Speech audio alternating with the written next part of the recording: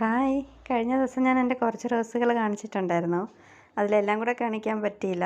അതിൽ ബാക്കിയുള്ള കുറച്ച് റോസുകളോടുണ്ട്, അതുകൂടെ കാണിക്കാം. ആദ്യം ഈ റെഡാണേ. റെഡ് തന്നെ കുറേ റോസുകളുണ്ട് എൻ്റെ കയ്യിൽ. ഏറ്റവും കൂടുതൽ റോസുകൾ റെഡാണുള്ളത്.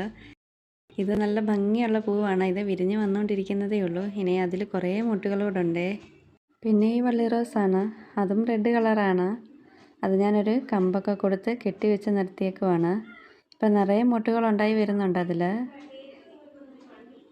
ബട്ടൺ റോസിൽ ഇപ്പം നിറയെ പൂക്കളുണ്ട്. ഇനി ഒരുപാട് മുട്ടുകളും വിരിഞ്ഞു വരാനായിട്ടുണ്ട്.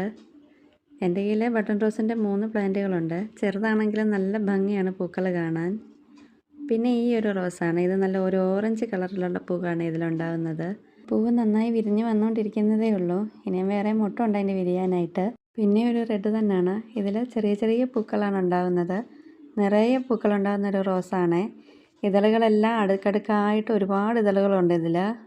പിന്നെ ഈ ഒരു റോസാണ്. ഇത് നല്ലൊരു കളറാണ് ഇതിൻ്റെത്. ഇനിയും കുറച്ച് റോസുകളും കൂടെ ഉണ്ട്. അതിലൊക്കെ ഇപ്പോൾ പൂക്കളില്ലാതെ നിൽക്കുവാണ്. അതിലൊക്കെ പൂക്കളാകുമ്പോൾ ഞാൻ കാണിക്കാമേ. ഈ വെള്ളം ഞാൻ പിന്നെ നിങ്ങളെ ഈയിടെ കാണിച്ചു തന്നതാണ്. അതിലിപ്പോൾ ഒരു പൂവും കൂടെ വിരിഞ്ഞിട്ടുണ്ട്.